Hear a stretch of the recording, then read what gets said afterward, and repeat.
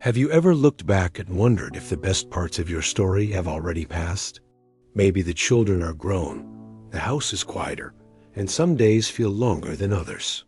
Maybe there's a silence that didn't used to be there, not outside, but in the heart. It's easy to think that the vibrant parts of life live in the earlier chapters, where everything seemed loud and full of purpose. But what if the most meaningful lines are still being written, quietly, gently, in the final pages? There's something sacred about the later years. Not rushed, not loud, but sacred. A kind of space that only time can carve out. And in that space, something beautiful happens when we stop striving and start listening. Listening to the stillness, to the lessons life etched into our hearts, to the soft whisper of God, who never stops calling us, even when we think the call was for someone younger, faster, or stronger. This isn't just a video about aging. It's a conversation about awakening, about finding light where we thought it was too late, about stories that didn't end in quiet endings, but in brilliant breakthroughs. I want to invite you to sit with me for a while, like two old friends on a park bench, and remember that the last chapter of a story isn't the least important. Sometimes it's the one that explains all the rest.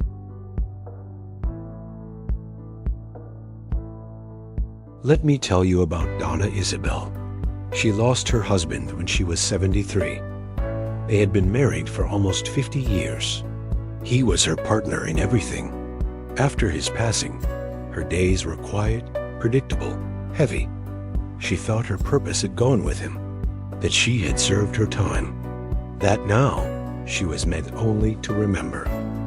But one day, sitting alone on her balcony, she noticed a boy down the street, maybe 10 or 11, always alone, always kicking a ball against the same cracked wall. Something stirred in her heart. She baked a cake just like she used to for her grandchildren and walked over to offer him a slice. That little gesture became a friendship. That friendship became a routine. Soon, other children joined. And slowly, her afternoons filled with laughter, storytelling, simple lessons, and Bible readings under the shade of the old fig tree in her yard. Donna Isabel didn't open a ministry. She didn't write a book. But at 74, she became a safe place for a group of children who had no other place to go. And in doing that, she found something she never expected. Her joy returned. Her sense of meaning came back like the sun after a long winter. All because she said yes to a nudge. A gentle whisper from God that her story wasn't done. This is what I mean when I say that the last chapter is where the light breaks through. Because sometimes it's only in the later years, after loss, after stillness, after life has quieted, that we can finally hear what God has been trying to say all along. The Bible tells us about Simeon and Anna, two elderly souls who waited most of their lives to see the promise of God fulfilled. Everyone else had moved on, forgotten, given up. But they hadn't. Their eyes were tired, their hands worn with age, but their hearts were still open. And because of that, they were the ones who saw the Christ child with their own eyes. In their waiting, in their faithfulness, their last chapter held the moment of divine glory. Not because they ran faster or worked harder, but because they stayed open to God's timing. You might be wondering, what about me? I didn't spend my life preaching or teaching or leading. Maybe you feel like your story is ordinary. Maybe it even feels unfinished. But I want you to hear this, and I hope it lands gently in your heart. God does not measure purpose by age. He measures it by openness. And if your heart is still open, then your story is still being written. And not in ink that fades, but in light that lasts. Some people plant seeds their whole lives and only get to see the flowers bloom when their hair has turned white. Others don't find their voice until the world around them grows quiet. And some, like you perhaps, are just now starting to realize that there's more ahead. That maybe the peace you've longed for, the healing you've hoped for, or the connection you've missed might be waiting right around this chapter.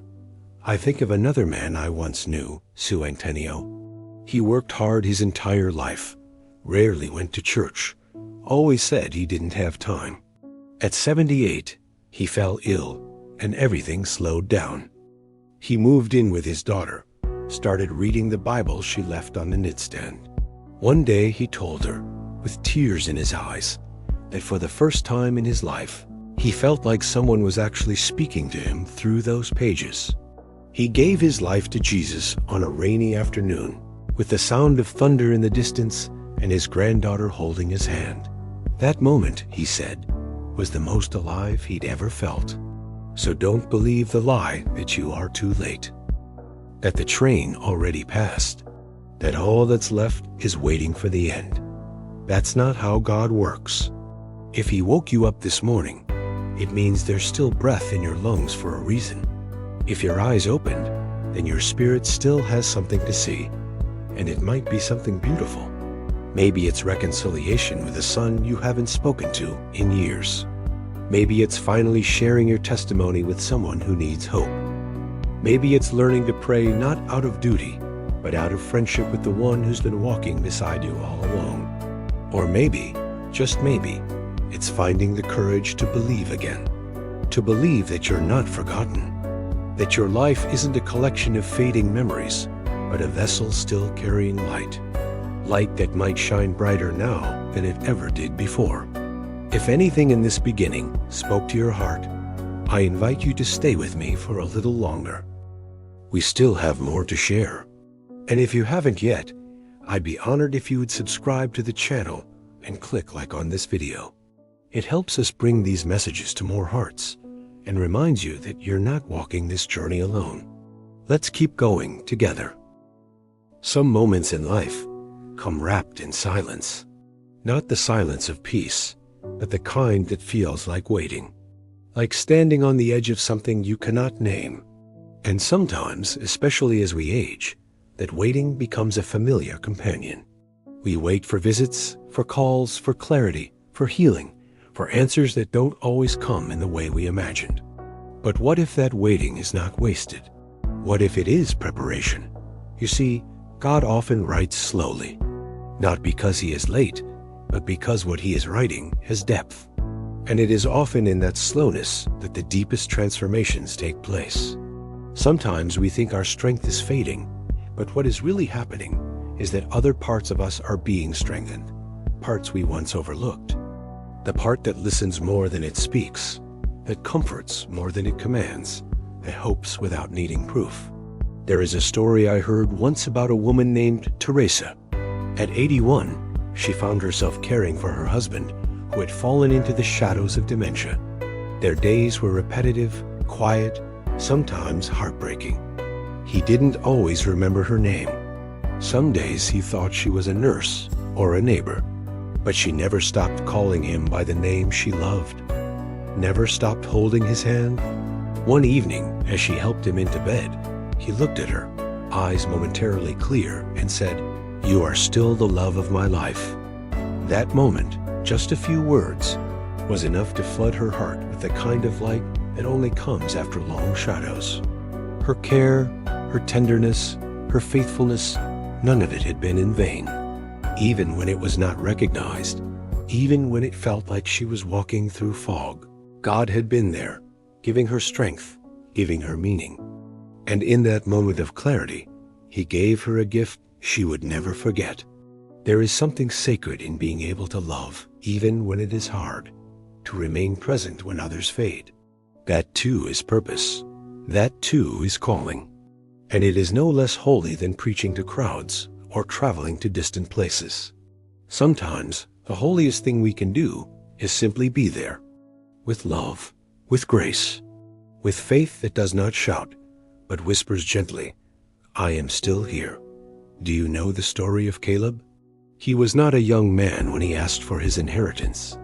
He was 85 when he stood before Joshua and said, "Give me this mountain." He remembered the promise God had made to him years before, and even though his body was older, his spirit was strong. He did not see his age as a limitation. He saw it as proof. Proof that God had preserved him, that he was still able, and that what was promised would still come to pass. That kind of faith does not come from rushing through life. It comes from walking with God through long roads, through dry valleys, through days when it felt like the promise had been forgotten. It is a faith that holds steady, and when it speaks, it does so with quiet confidence, like someone who has seen enough to know that God always finishes what he starts. You might not feel like Caleb. You might feel tired or warm. Maybe your body has slowed down, or your memory isn't as sharp as it used to be. But that doesn't mean your spirit has stopped growing. In fact, this might be the time when it grows the most, because now you have stories to tell, wisdom to offer, prayers that carry the weight of a lifetime. There are people who need to hear your voice, even if it trembles, people who need your prayers, even if they're whispered, people who need your kindness, even if it comes in quiet acts no one sees. Because when you give, when you speak, when you simply show up, you are pouring light into places that desperately need it. And that light often shines brightest through those who have lived through storms and still choose to love. I once met a man named John. He had lived a hard life, lost a child in his 40s, went through years of silence with his wife, battled depression in his 60s. At 76, something shifted, not all at once. It started with a walk, every morning just 15 minutes around the block. Then he began picking up trash along the way. Then he started greeting neighbors, remembering their names, asking about their families. Within a year, he was the heart of that little street. People came to him for advice, for encouragement. Children waved to him from windows. One neighbor said, "I don't know what happened to Mr. Joe O, but he brought life to this place." And when asked about it, Joe O just smiled and said, "I decided to stop waiting to feel better. I started giving when I could." And somehow, the light came back. There's something healing in giving. Not because we have everything together, but because in the giving, something inside us wakes up again. Maybe you used to sing but haven't in years. Maybe you used to visit friends, but stopped after so many moved away or passed on. Maybe you used to write letters, bake bread, tend to a garden, share old family stories, but now it all feels like it belongs to another time. But what if those things are waiting for you? Not just as memories, but as bridges to something new. What if the songs still have meaning, the stories still carry truth, the garden still wants your hands in its soil? These are not small things. These are sacred. These are the ways the light finds its way back into the corners of life. And sometimes, it only takes one person to light that spark again. Maybe a neighbor, maybe a grandchild, maybe a friend who calls out of the blue.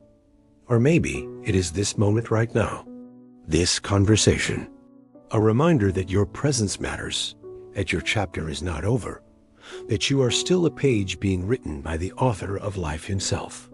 So even if you feel like the light has dimmed, I want you to know this: it is never too late for it to shine again.